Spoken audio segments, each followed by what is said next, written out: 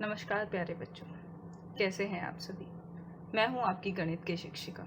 आज हम पढ़ने जा रहे हैं आपकी गणित की पाठ्य पुस्तक का अध्याय 12, जिसका नाम है वृत्तों से संबंधित क्षेत्रफल। प्यारे बच्चों, आप सभी यह पाठ पहले भी थोड़ा सा पढ़ चुके होंगे, जहां पर आपको जानकारी मिली होगी कि एक वृत्त क्या होता है, उस वृत्त का क्षेत्रफल क्या होता है, उसकी परिधि क्या होती है, उसमें त्रिज्या क्या है, उसकी व्यास क्या है, उसमें जीवा इत्यादि क्या है। ये छोटी छोटी सी बातें आप सभी ने पहले भी पढ़ी होंगी। आज हम इन्हीं सब चीज़ों को पुनः दोहराते हुए अपने इस पाठ के मुख्य बिंदुओं की ओर बढ़ेंगे। आइए सबसे पहले हम देखते हैं कि हम आज क्या पढ़ने वाले हैं। बेटा, आज हम पढ़ेंगे सबसे पहले वृत्त के सूत्र। वृत्त के दो सूत्र हम पढ़ेंगे, जैसे कि वृत्त का क्षेत्रफल कैसे निकालते हैं और एक वृत्त की परिधि, उसका सूत्र क्या होता है। उसके बाद हम पढ़ेंगे वृत्त के त्रिज्याखंड। त्रिज्याखंड आपके लिए एक नया टॉपिक है। इस टॉपिक को जब आप पढ़ेंगे बहुत ही मज़ेदार है और इसके सवाल भी बहुत ही मज़ेदार हैं। तो त्रिज्याखंड वृत्त के दो होते हैं। एक बेटा होता है लघु त्रिज्याखंड और एक आपका होता है दीर्घ त्रिज्याखंड। ठीक है, ये दो त्रिज्याखंड हम पढ़ेंगे यहाँ पे। और जो बेटा दोनों ही त्रिज्याखंड होते हैं ये चाप की सहायता से बनते हैं। तो चाप क्या है और उसकी लंबाई भी हम कैसे निकाल सकते हैं वो भी इस पाठ में हम पढ़ेंगे। इसके साथ हम दूसरी चीज जो इस पाठ में पढ़ने वाले हैं वो है वृत्त के वृत्तखंड। ठीक है, अभी ऊपर हमने देखा त्रिज्याखंड, दूसरी चीज हम पढ़ेंगे वृत्त के वृत्तखंड। वृत्तखंड भी बेटा दो होते हैं, एक छोटा वृत्तखंड और एक बड़ा। छोटे वृत्तखंड को हम क्या बोलेंगे, लघु वृत्तखंड, और बड़े वृत्तखंड को हम क्या बोलेंगे, दीर्घ वृत्तखंड। तो आप यहाँ चित्र में अभी देख सकते हैं। अभी यहाँ हम आपको समझाएंगे नहीं, जब हम एक एक टॉपिक लेंगे वहां हम समझेंगे। त्रिज्याखंड जो आपको ग्रीन कलर से दिखाया हुआ है, जो कि नाम से पता चल रहा है त्रिज्या का खंड। और ऐसे ही आपका जो व्रत का खंड है, तो व्रत का एक खंड जो कि किसकी सहायता से बनता है बेटा, आपकी जीवा की सहायता से बनता है। चलिए अभी सबसे पहले हम क्या पढ़ेंगे, परिधि क्या होती है एक व्रत की। परिभाषा पर नजर डालेंगे। परिभाषा आपको भली भांति आनी चाहिए। व्रत के चारों ओर की वक्र लंबाई, मतलब अगर आपके पास कोई वृत्ताकार चित्र है तो उसके चारों ओर की जो वक्र वाली लंबाई होती है, ठीक है, वो उसकी क्या कहलाती है, परिधि। मान लीजिए आपके पास ये कोई वृत्ताकार आकृति है, ठीक है, इसके आपने कोई एक बिंदु ले लीजिए, ये वाला बिंदु हमने ले लिया। इस बिंदु से चल के जब मैं घूम कर वापस इसी बिंदु पर आ जाती हूँ तो ये इसकी क्या कहलाती है बेटा, परिधि कहलाती है। ठीक है, जो टोटल दूरी आपने यहाँ पर मापी है ये इसकी क्या कहलाएगी, परिधि कहलाएगी। एक चित्र की सहायता से इसे समझने की कोशिश कीजिए। यहाँ पर ये जो लाल रंग का एरो है ये दिखा रहा है कि एक वृत्त की परिधि कौन सी चीज है। आप मुझे जल्दी से ये बताइए कि एक वृत्त की परिधि का सूत्र क्या होता है, क्योंकि ये सब आप पहले पढ़ चुके हैं। जरा सोचिए। Very good. वृत्त की परिधि का सूत्र होता है 2πr। ठीक है बेटा, जहां पर r क्या है, उसकी त्रिज्या, और पाई क्या है, पाई का मान कितना होता है 22/7, या फिर जिसे आप कितना बोलते हैं 3.14। कैसे पता चला कि पाई का मान है 3.14, जरा इस चित्र पर नजर तो डालिए। देखिए बेटा, यहाँ पर आपको एक वृत्त दिखाया हुआ है, उसके बीच में उसका व्यास दिखाया हुआ है। व्यास क्या होता है, त्रिज्या का दुगना। आपकी जो पाई की वैल्यू होती है बेटा वो होती है जो आपकी वृत्त की परिधि है बटे उस वृत्त का व्यास। वृत्त की परिधि क्या हुई, 2πr बटे उसका व्यास कितना हुआ, 2r। तो 2πr बटे 2r, 2r से 2r कैंसिल हो जाता है, तो वहाँ क्या बचती है, पाई की वैल्यू। तो अगर आप इस चित्र में निगाह डालेंगे बेटा एक बार, तो आप देख पा रहे हैं कि अगर मैं उसके व्यास को ले लेती हूँ सर्कल के, तो वो उसकी परिधि के चारों ओर कितनी बार घूमता है, 3 बार। 1 बार, 2 बार और 3 बार, और थोड़ा सा डिस्टेंस बच जाता है। वो जो थोड़ा सा डिस्टेंस है उसको हमने कैलकुलेट कर लिया है कितना, 0.1415। ठीक है, उसकी वैल्यू इन्फिनिटी तक जाएगी, उस पर इतना ध्यान देने की जरूरत नहीं है। तो टोटल वैल्यू कितनी आ जाएगी, 3.141 समथिंग। ठीक है, तो यहाँ से आपकी किस चीज की वैल्यू पता चलती है, पाई की वैल्यू पता चलती है। बात समझ आई बेटा, तो ये आपकी पाई की वैल्यू हो गई। अब हम बेटा पढ़ेंगे वृत्त का क्षेत्रफल। वृत्त का क्षेत्रफल क्या होता है, जरा मुझे सूत्र सोचकर बताइए, जब तक हम उसकी परिभाषा की ओर चलेंगे। एक वृत्त का क्षेत्रफल त्रिज्या के वर्ग का पाई गुना होता है। तो यहाँ से पढ़कर भी आपको इसका सूत्र याद आया होगा। क्या होता है इसका सूत्र बेटा, a बराबर पाई आर स्क्वायर। ए मतलब क्या है यहाँ पर, वृत्त का क्षेत्रफल पाई आर स्क्वायर। पर ये हमें कैसे पता चला कि एक वृत्त का क्षेत्रफल पाई आर स्क्वायर होता है, जरा इस चित्र पर नजर डालिए बेटा। ये चित्र बेटा आपको अभी यहाँ पर क्या दिखा रहा है, एक आयत का रूप दिखा रहा है। अभी आपको पूरी फिगर समझाएगा। अगर बेटा आपके पास कोई सर्कल है, मान लीजिए ये सर्कल है इस तरह का, अगर मैं इसके पीछे इस तरह से पेपर पे मैंने एक सर्कल ड्रॉ करा और उसमें आपने इस तरीके से लाइन खींच ली, जैसे इसमें इन्होंने लाइन खींची है, ये लाइन जब आप बेटा खींच लेंगे और उसको उन्हीं लाइनों पर काट लेंगे और आधे हिस्से ऊपर और आधे हिस्से नीचे, जैसे कि यहाँ चित्र में लगाए गए हैं, वैसे ही उन्हें आप अरेंज कर लेंगे तो वो आपका किस चीज़ का रूप ले लेगा, एक आयत का रूप ले लेगा। और आप हमेशा याद रखें बेटा, जब आपने इस सर्कल के पार्ट्स करके, इक्वल पार्ट्स करके सेंटर से काटा है, तो आपका आधा हिस्सा ऊपर का ऊपर लग गया है और आधे हिस्से नीचे के नीचे लग गए हैं। तो ये टोटल आपका डिस्टेंस कितना होता है, 2πr। तो आधा ऊपर रह गया, आधा नीचे रह गया, मतलब πr ऊपर चला गया और πr कितना रह गया, नीचे रह गया। तो अगर आप इसकी यहाँ वाली लंबाई देखेंगे तो वो उन्होंने कितनी लिखी है, πr लिखी हुई है। और जो ये वाली लंबाई है ये कितनी हो जाएगी इसकी, r क्यों होगी बेटा, क्योंकि r डिस्टेंस पे ही तो आपने उन सर्कल्स को काटा था। ठीक है, केंद्र से लेके आपने उसकी परिधि तक उसको काट लिया था। तो लंबाई इसकी कितनी हो जाएगी, r, और चौड़ाई इसकी कितनी हो जाएगी, πr। और अब ये क्या बन के आ चुका है, आपका एक आयत। और जरा बताइए, एक आयत के क्षेत्रफल का सूत्र क्या होता है, लंबाई गुना चौड़ाई। तो r गुना πr बेटा क्या निकल के आया आपका, जरा सोचकर बताइए, πr²। और यही आपके एक वृत्त का क्षेत्रफल का सूत्र होता है। और यहाँ से ये आपका सूत्र निकल कर आया। आगे अब हम पढ़ेंगे वृत्त की त्रिज्याखंड। त्रिज्याखंड की सबसे पहले परिभाषा देखते हैं। त्रिज्याखंड की परिभाषा कहती है, त्रिज्याखंड वृत्त का वह भाग होता है जो दो त्रिज्याओं एवं चाप से घिरा होता है। तो सबसे पहले तो इसमें त्रिज्या पता होनी चाहिए, जो कि हमें पहले से पता है। क्या होती है बेटा, केंद्र से लेके परिधि तक की दूरी आपकी क्या कहलाती है, त्रिज्या कहलाती है। दूसरा शब्द जो इसमें प्रयोग हुआ है वो है चाप। आप वैसे चाप पहले भी पढ़ चुके होंगे, लेकिन दोहराते हुए हम इसे बताते हैं कि किसी भी परिधि पे, वृत्त की किसी भी परिधि पे अगर कोई भी आप दो बिंदुओं के बीच की दूरी को निकालना चाहेंगे तो वो आपका क्या कहलाता है, चाप कहलाता है। जैसे कि आपको चित्र में रेड कलर का दिख भी रहा है। अगर आप देखेंगे दूसरे चित्र पे ध्यान दीजिए, मैंने एक बिंदु वृत्त पे यहाँ लिया और एक बिंदु वृत्त पे यहाँ लिया, और इसको मैं यहाँ से यहाँ तक अगर मिला देती हूँ तो ये जो आपकी दूरी है ये आपका क्या कहलाएगा बेटा, चाप कहलाएगा, जैसे कि आपको इस चित्र में समझाया भी हुआ है। तो त्रिज्याखंड क्या होता है, आपका एक चाप, जो कि ये मेरा चाप हो गया, और जो दो त्रिज्याओं के बीच में जो आपका क्षेत्रफल है वो आपका क्या कहलाता है, त्रिज्याखंड कहलाता है। ये मेरा जो हो गया ग्रीन कलर में, यहाँ पर ये मेरा क्या हो गया, त्रिज्याखंड। तो जरा ध्यान से देखिए, क्या त्रिज्या के बीच में सिर्फ यही हिस्सा है? अगर आप थोड़ा सा ध्यान देंगे तो अगर आप, ये मेरी त्रिज्या हो गई तो एक त्रिज्याखंड तो मेरा ये हो गया, लेकिन दूसरा त्रिज्याखंड मेरा ये भी तो है, ये मेरा क्या हो गया, बड़ा चाप हो गया। और बड़े चाप और त्रिज्या के बीच वाला जो ये मेरा हिस्सा है ये भी तो मेरा त्रिज्याखंड हो गया। तो त्रिज्याखंड भी बेटा आपके दो होते हैं, एक छोटा त्रिज्याखंड हो गया, एक आपका क्या हो गया, बड़ा त्रिज्याखंड। छोटे त्रिज्याखंड को कहते हैं लघु त्रिज्याखंड और बड़े त्रिज्याखंड को कहते हैं दीर्घ त्रिज्याखंड। ठीक है, आप दोनों पे ही ध्यान दीजिए, दोनों में ही चाप है और दोनों में ही त्रिज्या है। जो छोटा क्षेत्रफल कवर करता है उसको लघु, जो बड़ा क्षेत्रफल बनाता है उसको दीर्घ बोलते हैं।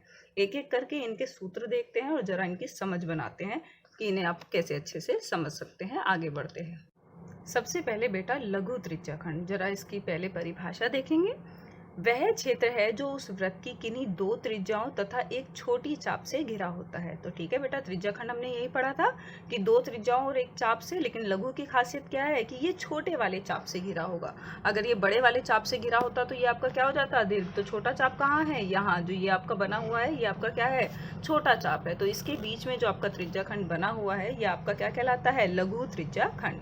अब मेरे को अगर इसका निकालना है क्षेत्रफल, ये जो मेरा पूरा एरिया है, इस पूरे एरिया का अगर मेरे को क्षेत्रफल निकालना है तो मैं कैसे निकालूंगी। अगर बेटा आप ध्यान से देखेंगे तो ये एक वृत्त का ही हिस्सा है और वृत्त का क्षेत्रफल निकालने का सूत्र क्या होता है, πr²। तो अगर आपको इसका सूत्र निकालना है तो उसका सूत्र निकालने के लिए आपको देखना पड़ेगा कि ये वृत्त का एक छोटा सा हिस्सा है, तो उस छोटे से हिस्से को मैं कैसे बताऊं। तो यहाँ आपको इसके थीटा पर नज़र डालनी पड़ेगी कि इसके जो दो त्रिज्याएं हैं उनके बीच में कोण कितना बन रहा है। जो आपका πr² वाला सूत्र है वो तो आपका कितने के लिए है, पूरे 360 डिग्री के लिए है। सर्कल का पूरा एंगल कितने डिग्री का होता है, 360 डिग्री का। और अगर आप 1 डिग्री के लिए निकालना चाहेंगे, एक अंश के निकालने चाहेंगे तो क्या हो जाएगा, πr²/360। ठीक है बेटा। और अगर आप थीटा के लिए निकालना चाहेंगे तो थीटा की आपको उसमें गुणा करनी पड़ेगी। तो फॉर्मूला क्या बनेगा, θ/360 गुणा πr²। तो त्रिज्याखंड का सूत्र क्या हो गया आपका, θ/360 πr²। अगर आप यहाँ नजर डालेंगे तो πr² तो आपका क्या है, पहले से ही आपके वृत्त का क्षेत्रफल है, और थीटा जो आपका यहाँ पे बनेगा, आप इसका हम कलर चेंज करके जिससे कि विजिबल अच्छे से हो जाए, थीटा क्या होगा, इन दो त्रिज्याओं के बीच में बेटा जो कोण बनेगा वो आपका क्या कहलाएगा, थीटा कहलाएगा। ठीक है। तो थीटा बटे 360, क्योंकि 360 बटे में क्यों लिया, क्योंकि वृत्त का पूरा कोण कितने डिग्री का होता है, 360। तो आपको उस थीटा के लिए निकालना है, तो थीटा बटे 360। क्लियर हुआ। यहाँ पे आपका एक फॉर्मूला हो रहा है चाप की लंबाई। हमने बात की थी कि चाप की लंबाई निकालने का भी सूत्र होता है। अब बेटा चाप किसके ऊपर बना हुआ है, परिधि के ऊपर। तो चाप की लंबाई का सूत्र भी कहाँ से बन के आएगा, परिधि से। तो थीटा बटे 360 गुणा 2πr, बिल्कुल उसी के जैसा है। वहां क्षेत्रफल की बात हो रही थी तो क्षेत्रफल का सूत्र इस्तेमाल कर लिया, और चाप की लंबाई में आपकी किसकी बात हो रही है, परिधि की। तो परिधि का सूत्र क्या होता है, 2πr। तो 2πr का प्रयोग हमने कर लिया। क्लियर हुआ बेटा। आगे बढ़ेंगे दीर्घ त्रिज्याखंड पे। सबसे पहले उसकी परिभाषा। तो बिल्कुल जरा सा अंतर आएगा। क्या अंतर आएगा यहाँ पे, जरा सोचिए। बड़ा चाप आ जाएगा। किसी वृत्त में दीर्घ त्रिज्याखंड वह क्षेत्र है जो उस वृत्त की किन्हीं दो त्रिज्या एक बड़ी चाप से घिरा होता है। ठीक है बेटा। तो वहां पे चाप क्या हो जाएगी, आपकी बड़ी वाली चाप हो जाएगी। तो बड़ी चाप यहाँ कौन सी है, जो स्काई ब्लू कलर के चारों तरफ बनी हुई है, वो आपकी क्या हो जाएगी, बड़ी चाप होगी। और वो आपका क्या कहलाएगा, दीर्घ त्रिज्याखंड। बस यहाँ बात ध्यान रखने वाली क्या है कि यहाँ पर थीटा कौन सा होगा। यहाँ पर थीटा बेटा ये होगा जो अभी आपका बनकर आया है। तो ये आपका यहाँ पे क्या कहलाएगा, थीटा कहलाएगा। क्योंकि बेटा आपकी बार आपकी चाप कौन सी वाली है, ये वाली चाप है। तो थीटा भी तो आप इधर वाला ही देखोगे, इधर वाला थीटा अंदर वाला नहीं देखोगे। ये अंदर वाला थीटा नहीं लोगे, हमें बाहर वाला देखना है। हम बाहर वाले की बात कर रहे हैं। ठीक है। तो थीटा आपका क्या हो जाएगा, बाहर वाला। ये आपका क्या कहलाएगा, थीटा कहलाएगा आपकी बार। तो थीटा बटे 360 πr², जैसे कि पहला फॉर्मूला था बिल्कुल वैसे ही। बस अंतर याद रखना कि थीटा बाहर वाला है, ठीक है, अंदर वाला नहीं है। इसको निकालने का बेटा एक सूत्र और होता है। कई बार आपको पेपर में क्या करते हैं, पूरे वृत्त का क्षेत्रफल दे देते हैं, और जो आपका लघु दीर्घखंड है उसका भी क्षेत्रफल दे देते हैं एक नंबर के सवाल में, और कहते हैं कि आप क्या कीजिए, दीर्घ वाले का क्षेत्रफल निकालिए। तो वहां आपको कोई सूत्र लगाने की जरूरत नहीं है बेटा। अगर आपको वो पूरे सर्कल का एरिया दे देगा, पूरे सर्कल का क्षेत्रफल दे देगा, और उसमें से आप इस छोटे वाले के हिस्से को घटा देंगे, तो डायरेक्ट ही आपका बड़े वाले का क्षेत्रफल निकल कर आ जाएगा। सेम ही आंसर आएगा दोनों से। अब देखते हैं बेटा हम क्या, वृत्तखंड।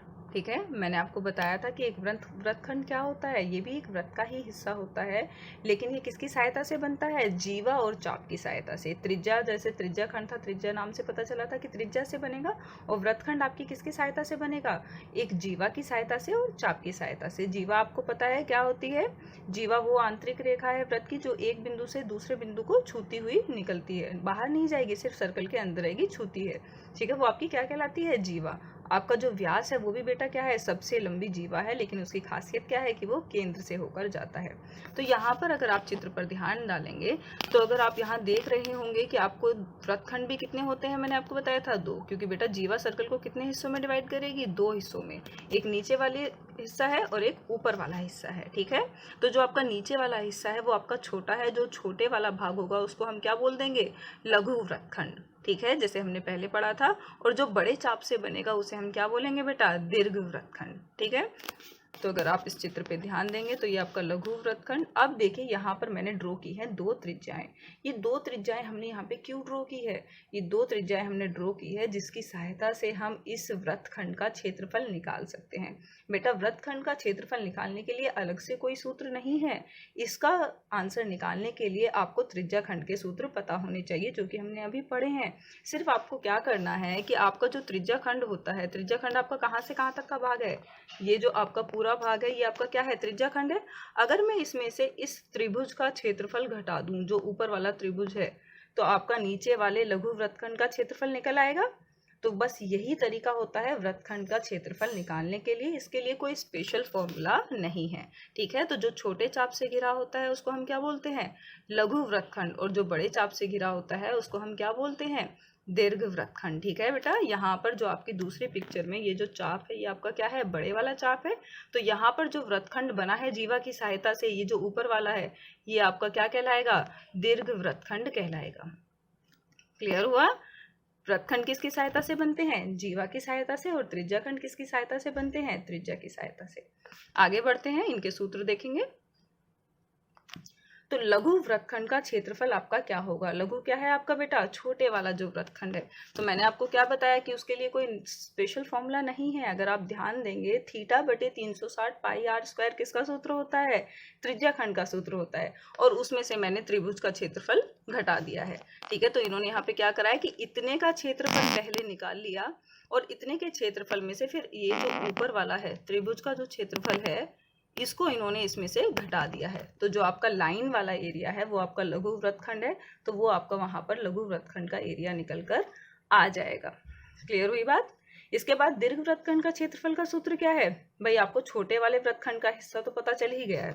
आपको छोटे वाले वृत्तखंड का हिस्सा पता चल गया, क्षेत्रफल कितना है। अगर मैं पूरे सर्कल में से इस छोटे वाले वृत्तखंड का क्षेत्रफल घटा दूं, ठीक है, जरा सोच के देखें, अगर मैं इस पूरे वृत्त में से इसका क्षेत्रफल घटा दूं तो ऊपर बचा हुआ मेरा क्या रह जाता है? दीर्घ वृत्तखंड। तो वहीं से मेरे को उसका सूत्र पता चला, पाई आर स्क्वायर माइनस लघु वृत्तखंड का क्षेत्रफल। पाई आर स्क्वायर क्या है? पूरे आपके जो वृत्त है उसका क्षेत्रफल, और उसमें से आपने घटा दिया लघु वृत्तखंड का क्षेत्रफल। ठीक है, तो अलग से कोई सूत्र नहीं है बेटा वृत्तखंड निकालने के लिए, सिर्फ त्रिज्या खंड का सूत्र आपको पता होना चाहिए। ठीक है, वही मेन फॉर्मूला है, उसी से आपकी ये चीजें निकल कर आ जाएंगी। अब इसमें जो सवाल उठता है कि मैं जो ये त्रिज्या खंड वाले में जो बात कर रही हूँ, जो वृत्तखंड की बात कर रही हूँ, उसमें मैं बात कर रही हूँ त्रिभुज के क्षेत्रफल की, कि त्रिभुज का क्षेत्रफल कैसे निकलेगा। तो बेटा त्रिभुज का क्षेत्रफल निकलेगा वो निर्भर करेगा कि आपने त्रिभुज कौन सा लिया है। ठीक है, आपके जो आकृति है उसमें त्रिभुज कैसा बना है। जैसे यहाँ पर जो त्रिभुज बनाया गया है इस आकृति में अगर आप नजर डालेंगे तो यहाँ वाला जो त्रिभुज है वो कितने डिग्री का है? 90 डिग्री का है। तो ये समकोण त्रिभुज है, और समकोण त्रिभुज का क्षेत्रफल निकालने का सूत्र जरा सोच के बताएं क्या होता है? आपको पता है? याद करें थोड़ा सा।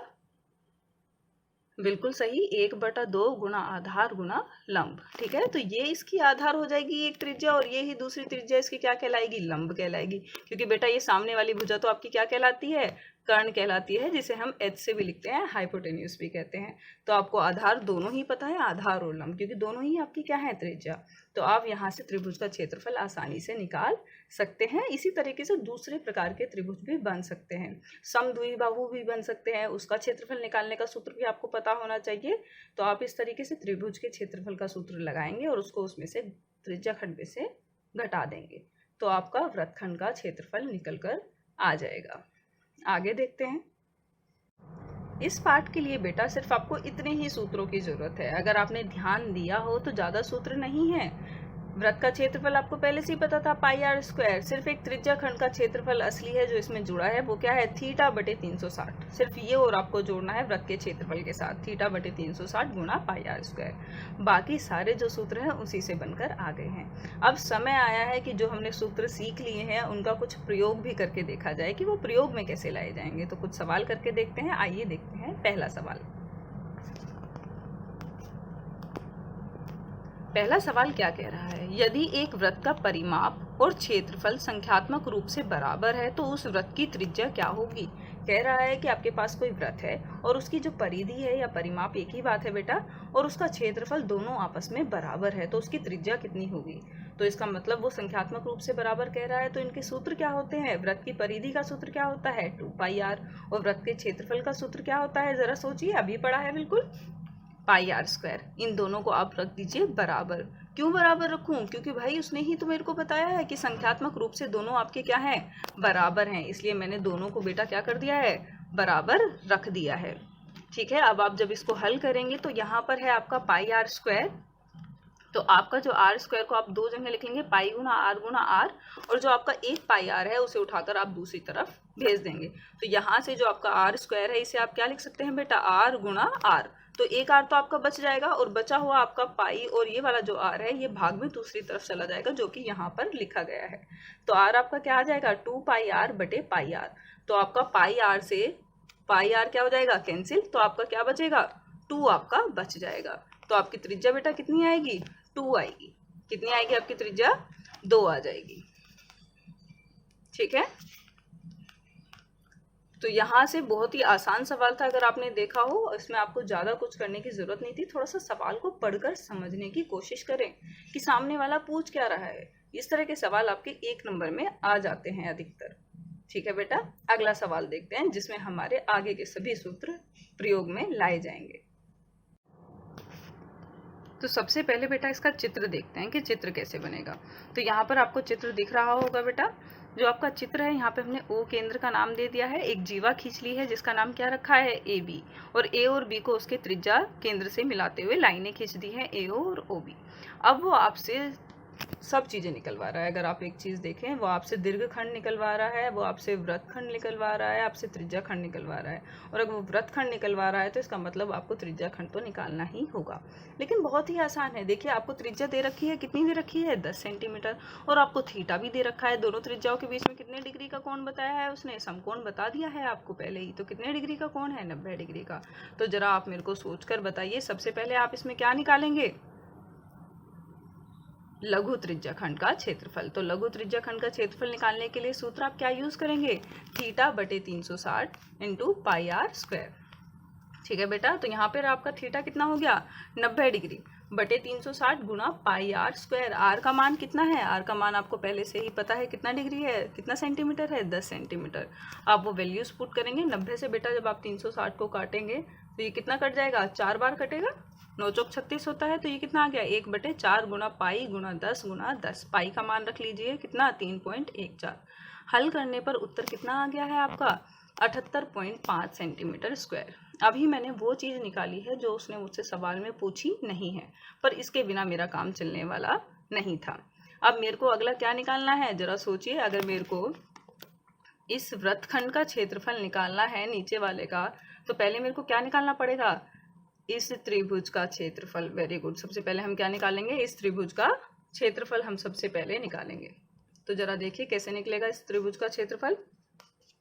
कैसा त्रिभुज है, समकोण त्रिभुज। और अभी पढ़ के आए हैं कि समकोण त्रिभुज का क्षेत्रफल कैसे निकलता है, 1/2 गुणा आधार गुणा लंब। तो यहाँ उसकी आधार और उसकी लंब क्या होगी, उसकी त्रिज्याएं ही होंगी, जो दोनों ही कितने सेंटीमीटर की हैं, 10 सेंटीमीटर की। तो 1/2 गुणा 10 गुणा 10। और आप जब इसको हल करेंगे बेटा, तो 10 आपका 2 से कट जाएगा, तो कितना आंसर आएगा, इस 2 से आप इस 10 को काट सकते हैं, 2 पंजे चलेगा, और 5 की 10 में गुणा आपकी कितनी हो जाएगी, 5 की 10 से गुणा 50 सेंटीमीटर वर्ग। आपको हमेशा याद होना चाहिए जो क्षेत्रफल होता है उसकी इकाई किस में चलती है, वर्ग में चलती है। तो सेंटीमीटर वर्ग हो जाएगा। अब आप देखिए, आपको त्रिज्याखंड का क्षेत्रफल भी पता चल गया है, आपको इस त्रिभुज का क्षेत्रफल भी पता चल गया है। तो क्या आप लघु वृत्तखंड का क्षेत्रफल नहीं निकाल सकते, बहुत आसानी से निकाल सकते हैं। तो लघु वृत्तखंड का क्षेत्रफल आपको पहले से ही दिया हुआ है।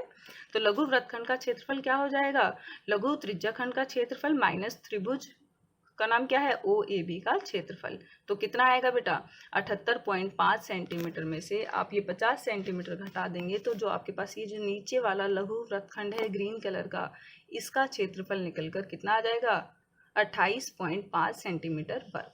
ठीक है, अब ये तो बात हुई आपके लघु की। अब आपको निकालना क्या था, संगत वाला जो साथ में दीर्घ वाला त्रिज्याखंड है। तो जरा उसका भी हम निकाल के दिखाएंगे, क्योंकि आपके उसके सेकंड पार्ट में उसने आपसे क्या मांगा है, संगत दीर्घ त्रिज्याखंड का क्षेत्रफल। तो इस बड़े वाले त्रिज्याखंड का आपको क्या निकालना है, क्षेत्रफल, इस बड़े वाले का। तो बेटा जरा आपको पहले भी बताया गया है कि बड़े वाले का क्षेत्रफल निकालने के लिए हम क्या करते हैं, बड़े वाले का क्षेत्रफल निकालने के लिए हम पूरे वृत्त में से इस छोटे वाले त्रिज्याखंड का क्षेत्रफल घटा देते हैं। या फिर आप दूसरी चीज क्या भी कर सकते हैं, हम दूसरी चीज इसमें ये भी कर सकते हैं कि हम ये थीटा पता लगा लें कि ये थीटा कितना है ऊपर वाला। आपको यही बताया गया था बेटा, अगर अंदर का 90 डिग्री है तो बाहर का कितना होगा, 270 डिग्री। ठीक है, 360 में से 90 घटाएंगे तो कितना हो जाएगा, 270 डिग्री। तो डायरेक्ट आप फॉर्मूला भी लगा सकते हैं, थीटा बटे 360 गुना पाई आर स्क्वायर, जहां पर आपका थीटा 90 ना होके कितना होगा, सोचिए 270 डिग्री। Very good. ठीक है, तो आपको मैंने दोनों ही तरीके बता दिए हैं, लेकिन यहाँ जो आपको भी करके दिखाया है वो है कि आपके पूरे वृत्त में से मैंने आपका जो छोटे वाला त्रिज्याखंड है उसका क्षेत्रफल घटा के तब आपको बताया है। वो भी एक ही बात आएगी, 3/4 आया है वो आपका। और लेकिन अगर आप 270 बटे 360 करेंगे बेटा और उसको काट के देखेंगे तो 9 तिया 27 और 9 चौक 36, तो वो भी आपका कितना आएगा, 3/4 इंटू पाई आर स्क्वायर ही आएगा। और आर की वैल्यू आपको ऑलरेडी पता है 10 है, तो आप उसकी वैल्यूज़ को पुट करेंगे इसमें, और वैल्यूज़ को पुट करने के बाद जब आप इन्हें सॉल्व करेंगे तो आपका आंसर निकल कर आ जाएगा कितना, 235.5 सेंटीमीटर वर्ग।